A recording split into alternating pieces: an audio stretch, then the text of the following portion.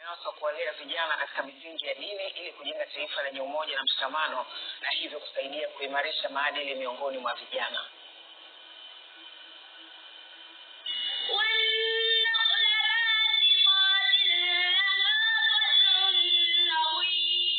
Ni katika mashindano ya kuhifadhi Qur'an kwa jumuiya ya vijana wa Kiislamu Tamsia mkoa wa Dodoma, mwenyekiti wa Bunge la Jamhuri ya Muungano wa Tanzania Najma Murtaza Giga, ambaye ndiye mgeni rasmi, anasihi malezi yaliyojengwa kwenye misingi ya Qur'an kutokana na miongozo iliyopo ndani yake.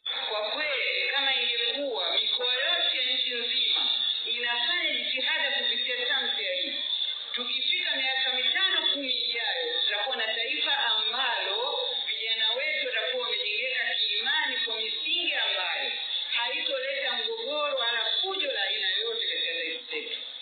Kwa sababu naamini Qur'ani inatosha kuwa mafunzo kwa watoto mpaka watu wazima bila kuleta migongano katika taifa letu. Kwa upande wa Rais wa Tamsia Taifa Abdul